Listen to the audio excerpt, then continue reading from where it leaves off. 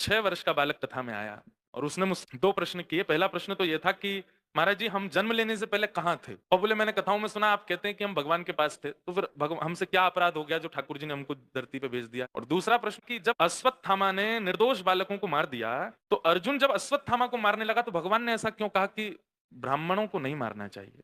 और यदि भगवान ऐसा कहते हैं कि ब्राह्मणों को नहीं मारना चाहिए तो खुद ने रावण को क्यों मार दिया? रावण भी ब्राह्मण था। पहला प्रश्न का उत्तर तो मैंने उसको तभी दे दिया था। मैंने कहा जैसे हम माँ को बहुत अच्छे लगते हैं, माँ पिता हमसे बहुत प्यार करते हैं, लेकिन जैसे हमारी आयु 4, साढ़े 4, 5 साल की होती है तो स्कूल भेजते हैं कि नहीं भेजते? अब ऐसा तो है नहीं कि माँ पूरे दिन घर पे ही रखे, स्कूल भेजती है ना? बोले हाँ। हम बहुत रोते भी हैं, नहीं जाने का मन होता फिर भी माँ जबरदस्ती बस में बैठा देती है, जाओ स्कूल। क्यों? क्योंकि कुछ समय के लिए जब हम स्कूल जाते हैं, अपनी माँ से दूर रहते हैं, प्रियों से दूर, तो वहां कुछ सीख करके आते हैं, खुद स्टेबल होना सीखते हैं।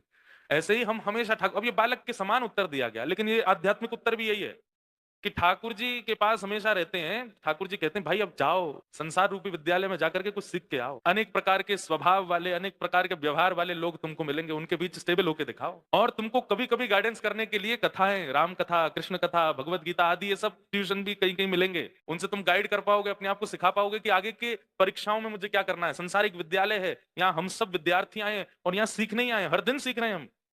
तो ठाकुर जी ने हमको पृथ्वी पर क्यों भेजा? सीखने के लिए भेजा, जैसे एक माता पिता किसी बालक को भेजते। दूसरे प्रश्न का जो उसने उत्तर मांगा, मैंने कहा बेटा ये तो मैं पढ़ के बताऊंगा कि ठाकुर जी ने ऐसा क्यों कहा कि ब्रह्म बंधुर न हंतव्य। भगवान ने 2 लोगों के लिए कहा है, एक तो ब्राह्मणों को और दूसरा स्त्रियों को मृत्यु दंड नहीं देना चाहिए। अब न्याय में तो जो भी है, हमारे भारत के न्यायालय में जो भी डिसीजंस लिए जाते हैं वो एक अलग पक्ष है, पर ठाकुर जी ने 2 लोगों के लिए कहा आध्यात्मिक पक्ष से कि ब्रह्म बंधुर न हंतव्य और स्त्रियों को भी मृत्यु दंड नहीं।